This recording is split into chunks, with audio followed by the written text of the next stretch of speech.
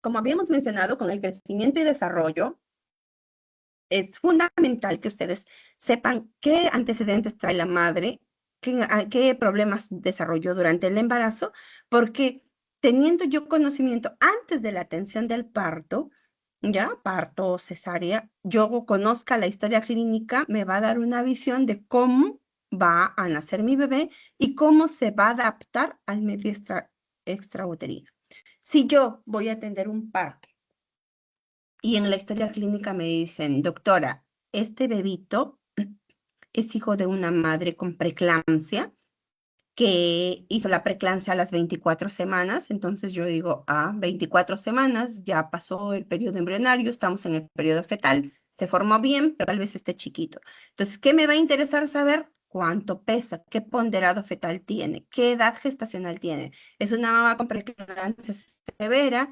¿Necesitan terminar el embarazo porque la mamá está a punto de convulsionar? Entonces, ya tengo la idea de que me va a venir un bebé prematuro, tal vez un bebé con retardo en el crecimiento intrauterino, con una mamá que está delicada por preeclampsia. ¿Qué puede pasar? Si es prematuro, tal vez tiene dificultad respiratoria, tal vez necesite reanimación y yo tengo que estar preparado con todo para la atención inmediata de este recién nacido. Además, yo ya sé cómo va a ir después del nacimiento. Si es prematuro, tal vez tenga distrés respiratorio, tal vez necesito yo que nazca en un hospital con un nivel de complejidad 3 o 4, porque quizá me hace membrana hialina y quizá necesita ventilación mecánica y quizá necesita surfactante. Entonces, miren la antelación, qué importante es.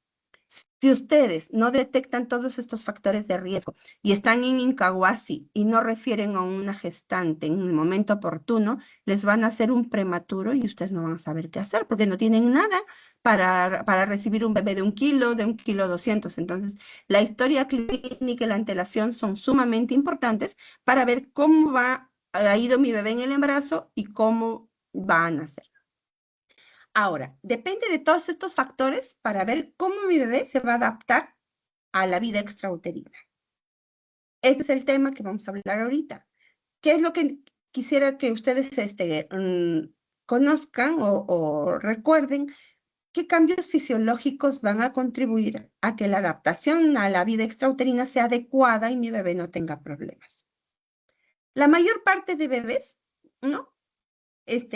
Tienen una adaptación que es bastante, parece simple, es bastante compleja, pero la mayor parte de bebés salen llorando.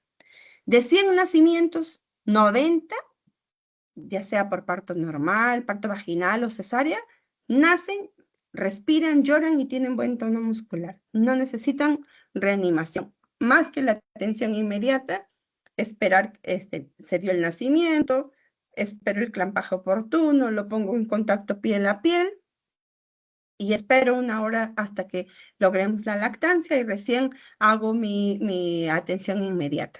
En la mayor parte de bebés, todo sucede así fisiológicamente, no hay ningún problema y no me tengo por qué estresar. Pero existe un 10% que no va a tener una adaptación adecuada, que va a necesitar de cierta ayuda para adaptarse al medio extrauterino, porque por alguna causa materno-fetal hubo problemas en nacimiento o después del nacimiento. Para ese 10%, yo tengo que saber adecuadamente un manejo de reanimación. De esos 10, más o menos 5 van a necesitar ventilación a presión positiva, tal vez 3 con masaje cardíaco y solo 1% va a necesitar intubación para reanimación. Pero siempre en la atención de los partos, yo tengo que estar preparada, ¿no? Como médico pediatra o como médico general, si ustedes están en la posta, preparada para ese único que se va a complicar. O sea, en la atención de todos los partos, tengo que estar preparada por si se presente ese bebé que va a necesitar a este RCP avanzado. Si yo en el momento del parto empiezo a correr buscando el material, perdí los segundos vitales para que mi bebé no tenga daño a largo plazo. Habíamos mencionado ya las etapas embrionaria, fetal preembrionaria, embrionaria, fetal y postnatal. Ya saben los factores que tienen que repercuten en el crecimiento y desarrollo. Ahora, la adaptación es el crecimiento de un feto, ya hemos visto que es la interrelación entre factores genéticos, ambientales, que están imbrincados y que tienen que ver con mamá, feto y placenta, ¿no? La importancia clínica va a reflejar un buen estado de salud o fetal y por lo tanto postnatal. Ya hemos mencionado todos los factores que tienen que ver. Ahora, la adaptación extrauterina depende de la salud materna, de las condiciones médicas crónicas de la madre, de la duración de la gestación. Es muy diferente la adaptación de un prematuro de 28 semanas a un bebé que nace con 40 semanas. Hablamos de gestación a término cuando un bebé nace entre las 37 y 42 semanas. Menos de 37 semanas es un bebé prematuro y va a tener problemas, unos más que otros. Mientras más prematuro va a tener mayor problema, y después de las 42 semanas también va a haber problemas. La adaptación también depende de la placenta y del bebé que traiga alguna patología propia del bebé o de la mamá, y también depende de la atención en sala de partos.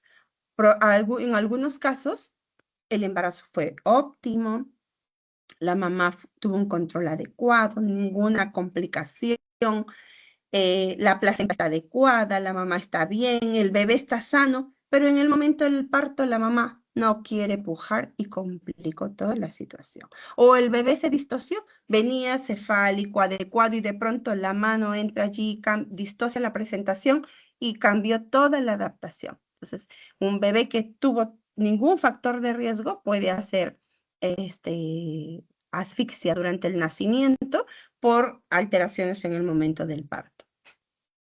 Entonces, la adaptación fisiológica se describe como la fisiología fetal preparatoria para la adaptación del feto a recién nacido. La adaptación fundamental es circulatoria y respiratoria, pero contribuye mucho a la adaptación térmica y glucémica. Y la prueba de fuego para ver qué bien se adapta es el nacimiento. Ahora, esta transición a la vida extrauterina, ¿cuándo va a comenzar? Cuando mi bebé empieza a respirar.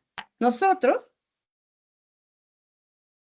al clampar el cordón umbilical, vamos a interrumpir la circulación placentaria y va a desencadenar una serie de adaptaciones fisiológicas, hemodinámicas y respiratorias del bebé. Va a empezar a respirar y empieza todo el intercambio gaseoso, ya no por parte de la placenta, sino por los pulmones. ¿Qué sucede en la vida fetal? ¿Quién se encarga de la respiración, de la nutrición? La placenta. Entonces, la placenta,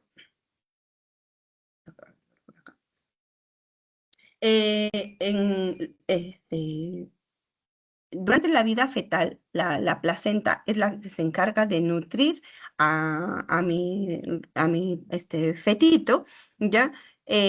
Los que se encargan de la respiración, pues inicialmente a partir de la semana 10 de gestación es únicamente la placenta, antes saco vitelino y placenta.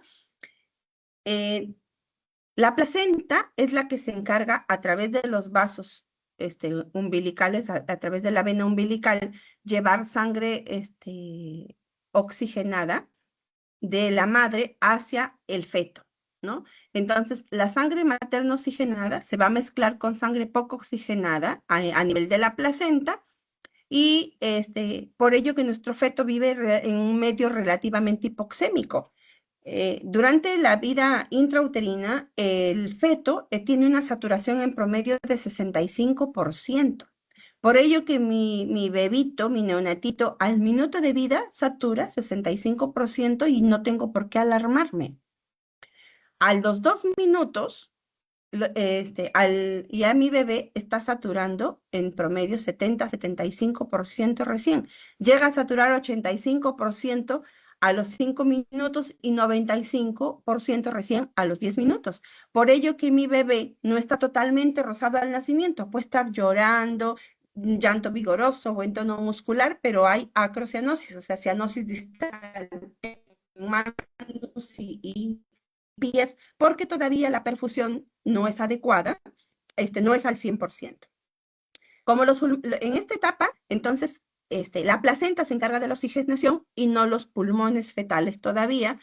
Existen varios shunts como el seno venoso, el foramen oval, el ductus arterioso, que se van a encargar de desviar la sangre para que no llegue a los pulmones fetales.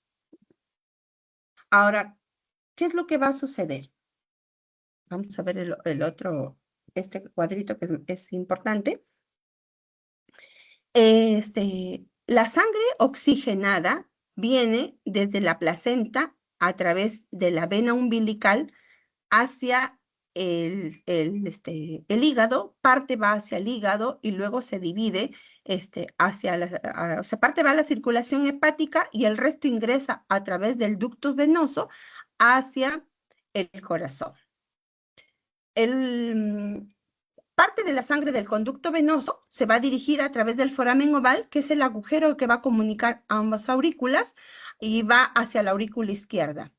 La sangre de la vena cava inferior y superior ingresan preferentemente a la aurícula derecha. Entonces, allí tenemos el primer bypass, que es el seno venoso, y el siguiente, el foramen oval. Ahora, la salida del ventrículo derecho se dirige a través del conducto arterioso persistente hacia la aorta. ¿Qué es el conducto arterioso? Es otro bypass que bypassea la sangre, o sea que hace un puente para que la sangre no vaya totalmente hacia el pulmón. Sí llega sangre hacia los pulmones, pero en cantidad pequeña, porque allí los vasos pulmonares están contraídos. Los pulmones están llenos de agua gracias a las células de sodio y los canales de cloro que van a hacer que estos pulmones estén llenos de agua y la sangre se desvía hacia el ductus arterioso y pasa hacia la aorta descendente. Una vez que se produce el nacimiento, ese ducto se cierra y la sangre ya pasa hacia los pulmones. Gracias al oxígeno que respira mi bebito, el oxígeno vasodilata los vasos y a los vasos se llenan de sangre y pasa a encargarse de la oxigenación los pulmones.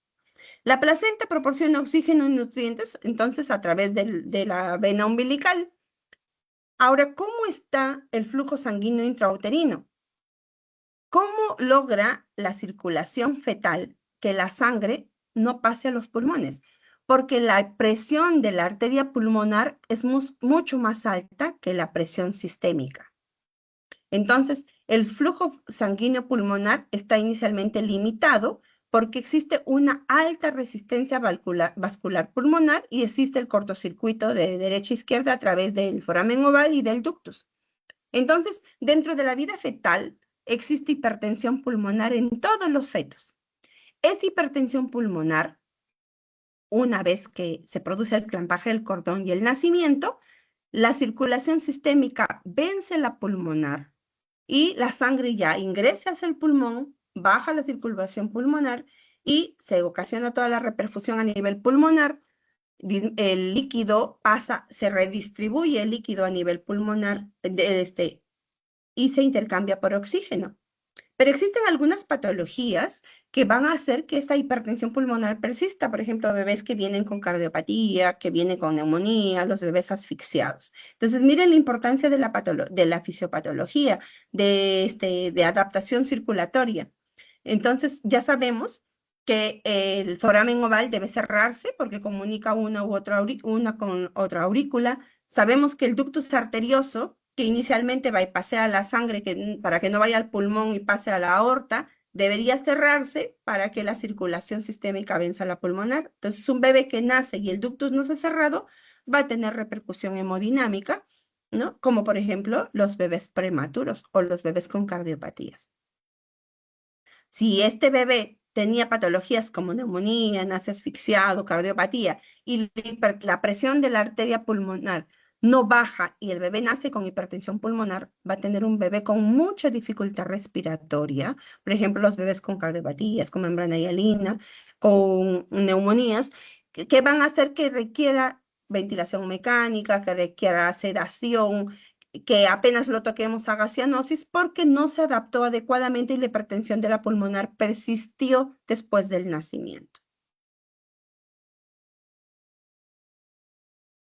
Esta es una fotito espero que se vea bien, de la guía de reanimación del 2025. Las guías de reanimación en neonatología cambian cada 5 años. Anualmente hacen algunas observaciones, pero cambia cada 5 años. La última con la que estamos trabajando salió en el año 2025, en octubre. Ya para sus compañeros del ciclo pasado hemos manejado esa guía y con esa guía vamos a hacer los talleres de RCP en cada grupo.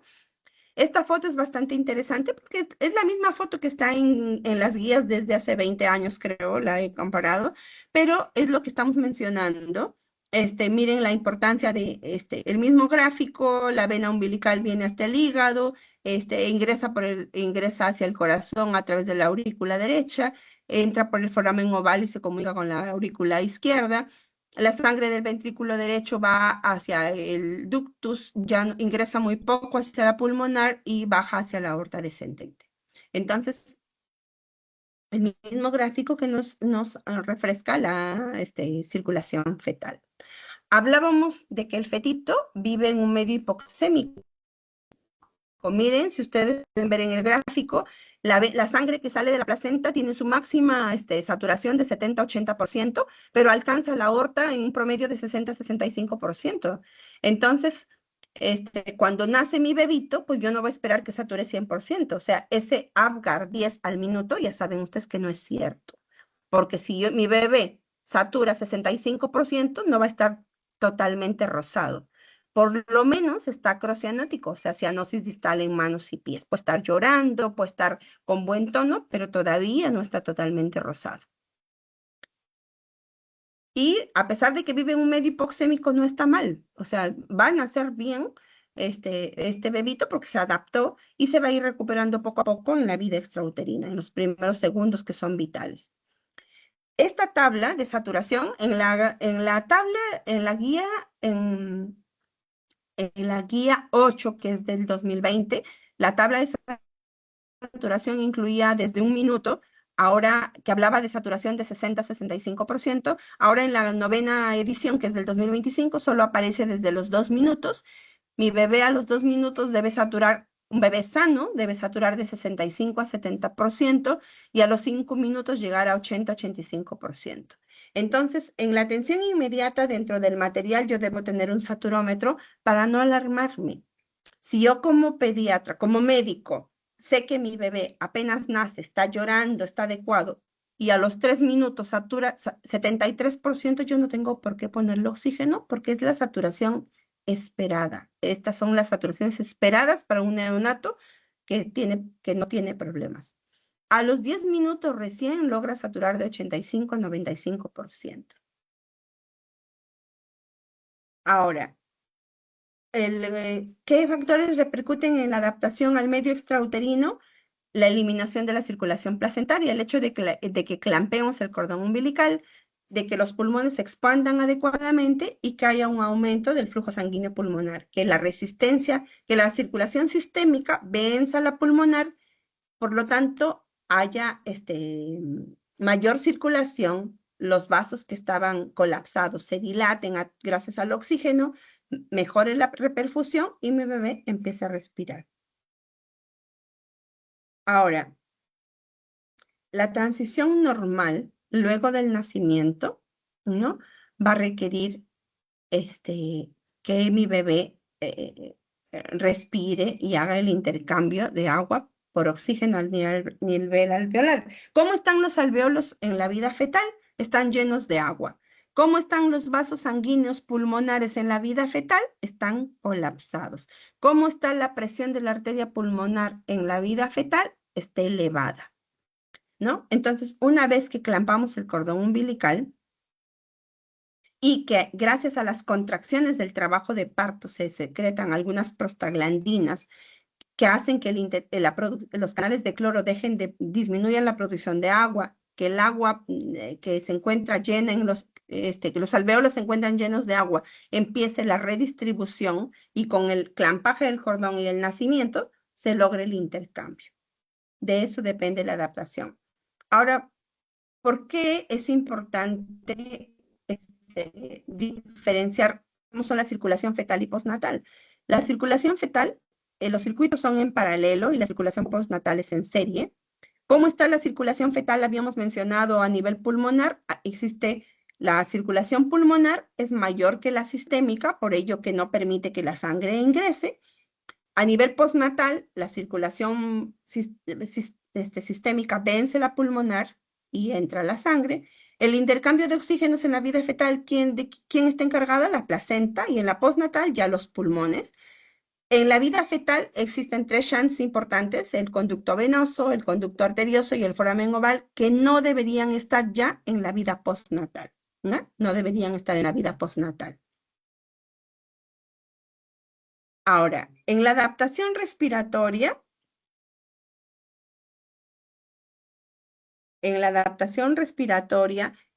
es bastante importante, tiene mucho que ver lo que habíamos mencionado hace unos minutos. Un segundito, espérenme.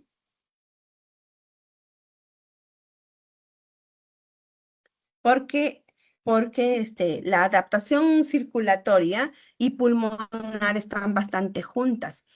Ya habíamos mencionado que dentro del desarrollo pulmonar, se van formando las estructuras pequeñas inicialmente, hasta al final de las 4 semanas formarse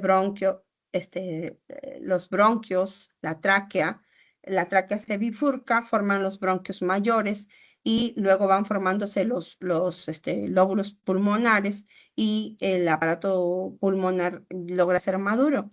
¿Qué pasa si el nacimiento se produce prematuro? Al no alcanzar una madurez adecuada, este pulmón va a tener repercusión en el nacimiento. Miren que en el menor de 4 semanas apenas existe el brote de formación pulmonar. En el periodo embrionario, que habíamos mencionado entre la tercera y octava semana, va aumentando la maduración. Si entre la semana 7 y 16 el desarrollo pulmonar está en la etapa pseudoglandular, y en un bebé que recién podría ser, si nace entre la semana 16 y 26, ese pulmón está en el periodo canalicular. ¿Qué bebé tiene una mayor posibilidad de sobrevida? ¿O no? Es compatible con la vida un bebé que tiene más de 24 semanas. Antes de las 24 semanas, el pulmón está en el periodo canalicular. Casi no hay producción de surfactante y por lo tanto ese pulmón va a tener a colapsarse.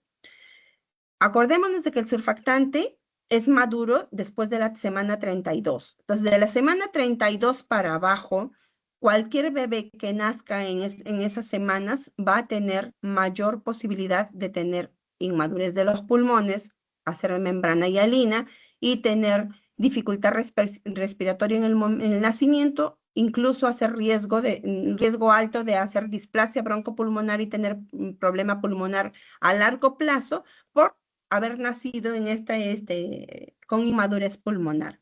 Entonces, miren, un bebé que nace entre la semana 16 a 26, el pulmón está en el periodo canalicular y probablemente existe posibilidad muy alta que por la inmadurez pulmonar haya pobre producción de surfactante y nazca con dificultad respiratoria severa.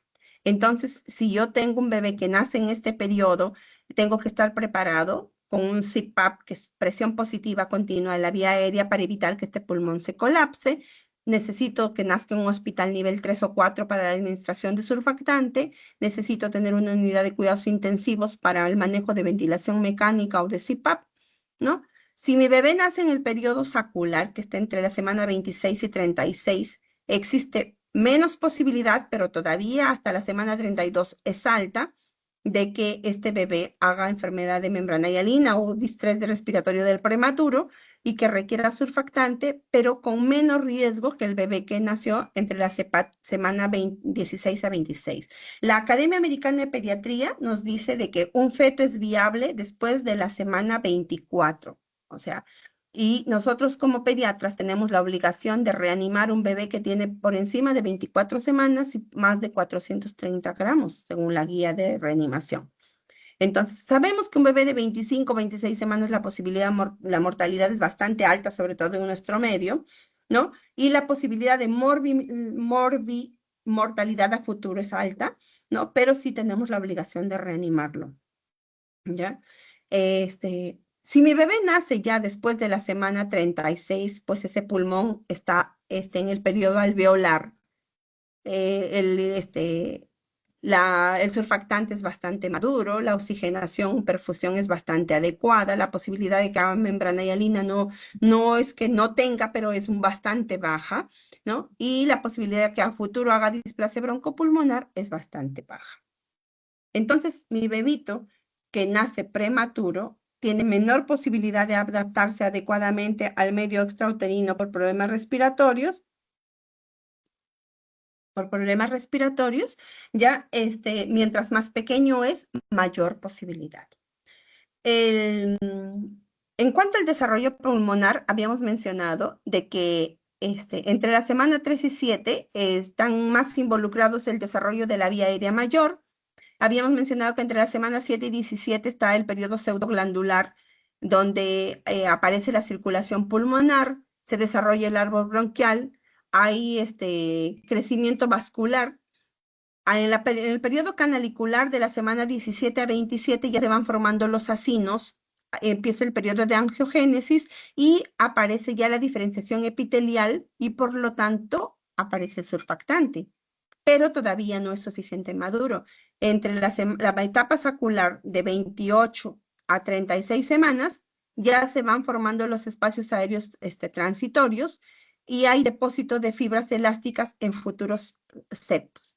Miren la importancia de que sepan que en la etapa sacular, entre la semana 28, sobre todo hasta las 32 semanas, empiezan a depositarse fibrina en los sacos, por ello que cuando mi bebé hace inmadurez de los pulmones, distrés respiratorio prematuro, hace años, cuando los bebés fallecían porque no había surfactante, porque no había CIPAP, porque no había ventilación, y les hacían la necropsia, encontraban membranas, que son estas fibras elásticas en el pulmón, que daban el aspecto de membranas hialinas. Por eso que al síndrome de estrés respiratorio prematuro, que es el nombre correcto, todavía lo seguimos llamando membrana hialina, precisamente por las necropsias que se hacían en bebés prematuros y encontraban esas fibras elásticas imbrincadas, la patología se llama membrana hialina, porque todavía el surfactante no era adecuado y el pulmón estaba en etapa sacular. Habíamos mencionado en la adaptación cardíaca que en la adaptación pulmonar, en la vida fetal, los alvéolos están llenos de agua, los vasos están colapsados, una vez que se clampa el cordón y el bebé respira, se da el intercambio de agua por oxígeno, ¿no? El agua se redistribuye y el oxígeno va a ocasionar vasodilatación a nivel de vasos y el cierre del ductos. Los vasos pulmonares con vasoconstricción, porque hay muy poca sangre a nivel pulmonar, va a mejorar cuando ya se clampa el cordón y el bebé empieza a respirar, se dilatan los vasos gracias al oxígeno y se produce el intercambio de CO2 y oxígeno ya a nivel pulmonar. Ahora, ¿qué cambios importantes fisiológicos suceden durante la vida extrauterina? El aumento de la resistencia vascular sistémica con la separación de la vasculatura placentaria de baja resistencia, se cierran los shunts de derecha a izquierda, el foramen oval se va a cerrar cuando la presión de la aurícula izquierda es mayor que el de la aurícula derecha, el conductus arterioso con el flujo de izquierda a derecha a los pocos minutos de la ventilación se va a ir cerrando a lo largo de los días. Fisiológicamente a las 24 horas se cierra, anatómicamente puede tardar 3 días hasta 3 meses. La resistencia vascular pulmonar va a disminuir rápidamente con el inicio de la ventilación. El líquido de las vías respiratorias se redistribuye y aumenta la absorción activa de sodio y cambios en la presión de las vías respiratorias gracias a la ventilación. Mi bebito va a tener al estar más activo, al respirar, mejorar su circulación, va a haber un aumento de la tasa metabólica, por lo tanto necesita mayores aportes de glucosa. ¿Cómo se va a aportar la glucosa en mi neonato? Con la lactancia materna, y si no puede tomar leche materna, con el que le pueda dar. Por ello que un neonato que no puede comer inicialmente, no recibe cloruro como vía endovenosa porque esa no le aporta glucosa, tiene que recibir dextrosa. El aumento de catecolamina mejora la presión arterial. ¿Qué mecanismos postnatales del cierre van a contribuir en la derivación cardíaca?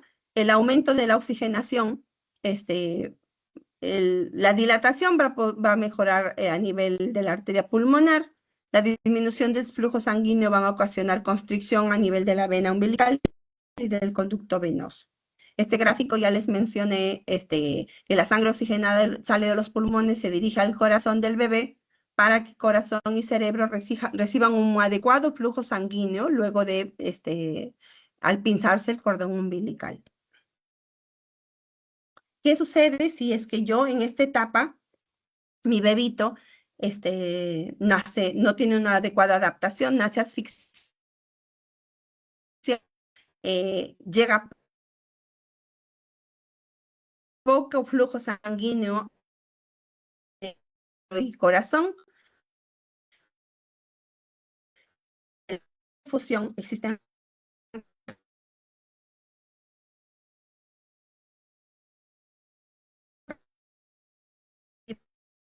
cerebro. Entonces, el organismo trata de salvar cerebro, suprarrenales. ¿Qué manifestaciones va a tener? Se adaptó adecuadamente a la vida extrauterina, alteración de respiración irregular, puede hacer apnea, deja de respirar por más de 20 a 60 veces por minuto, tiene frecuencia cardíaca de 120. Entonces, una de sus medidas después rápido para ventilación, la frecuencia cardíaca puede presentarse con taquicardia al inicio, tuvo muy mal adaptación cardíaca, puede ser bradicardia o incluso hacer paro. El bebé puede nacer hipotónico por una mala adaptación al océano y con la saturación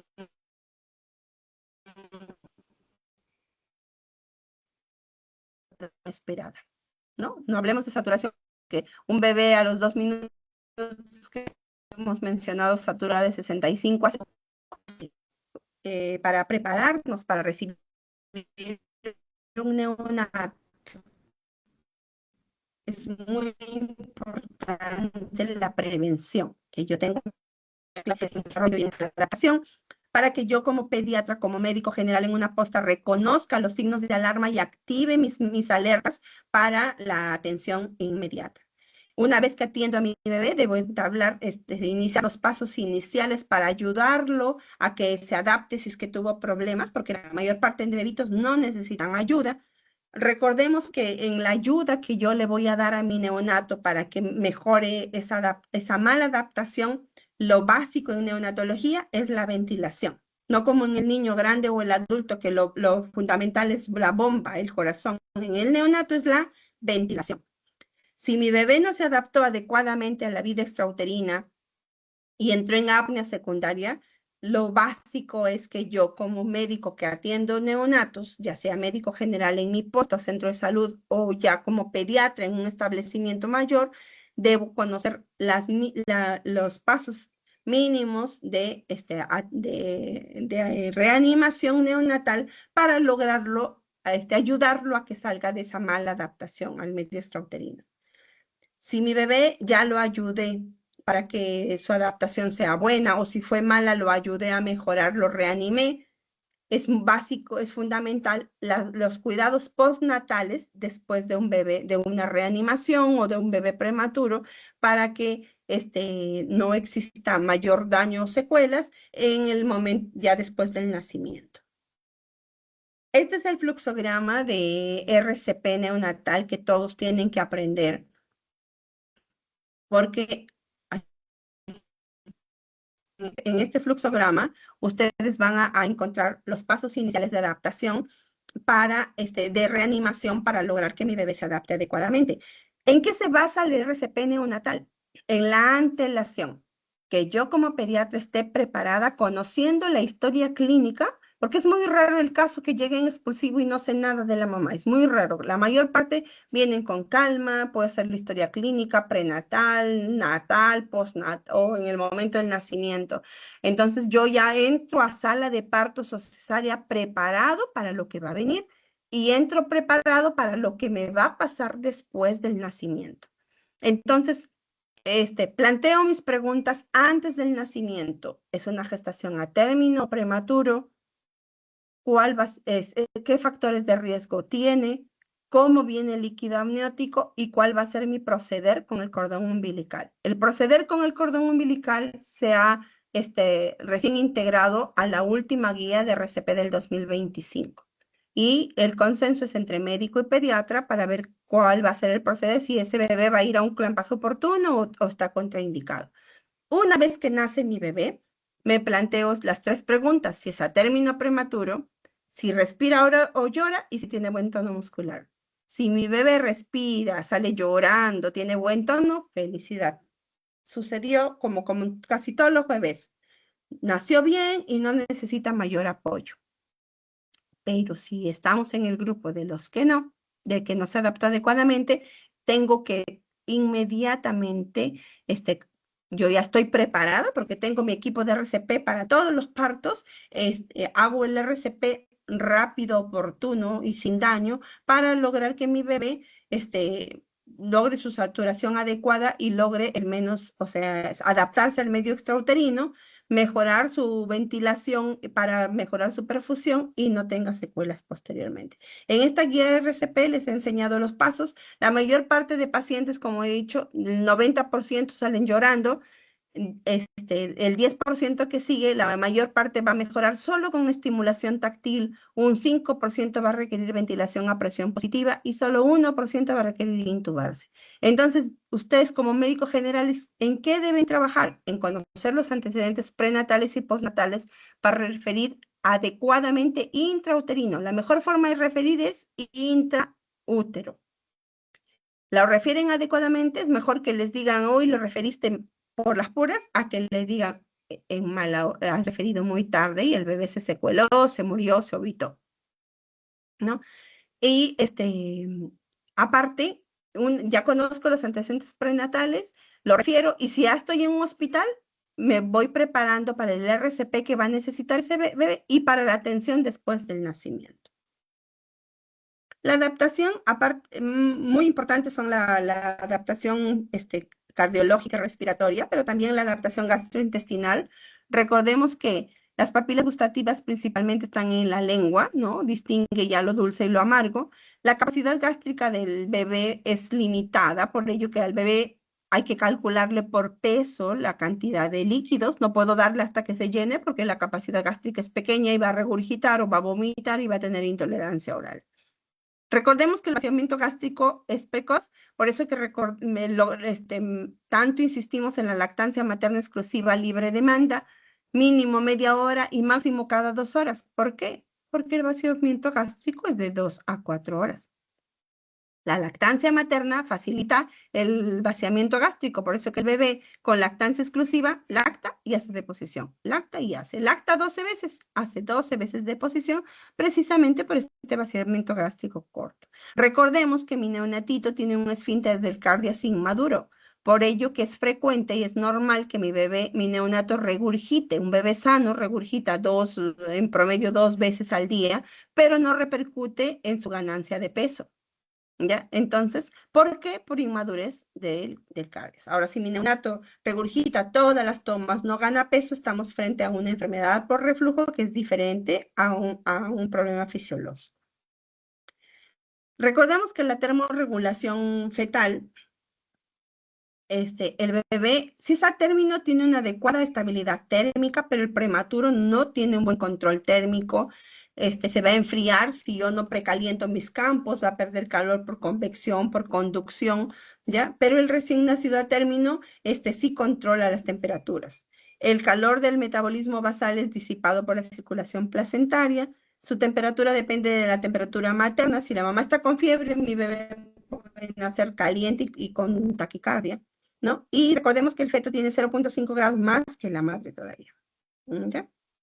Bueno, espero no haberlos cansado. Estos temas son bastante interesantes porque de ello depende la atención que yo le dé a mi neonato, que sea oportuna, que sea adecuada, porque un bebé que yo no estoy preparado, no hice una adecuada historia, no me preparé para recibir a un neonato, va a tener un problema de asfixia en el perinatal y va a tener secuelas a largo plazo.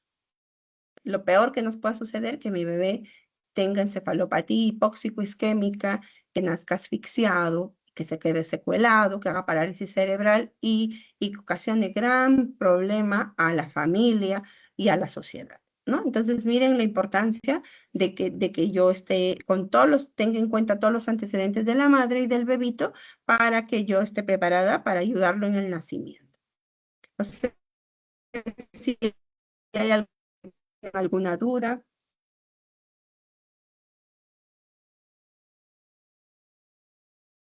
Hola. Claro, doctora. Ya, perfecto. Estos temas los vamos a ir revisando en la práctica todos los días, y vamos a irlos, y cada tema es importante para la siguiente clase. De acá el tema de crecimiento y desarrollo lo van a volver a ver en la parte de retardo en el crecimiento intrauterino, y esta adaptación cuando hagan la clase de RCP va a ser fundamental que conozcan la adaptación a la vida extrauterina. Bueno, chicos, ya nos veremos en la próxima clase. Muchas gracias. Muchas gracias, doctora. Buenas noches.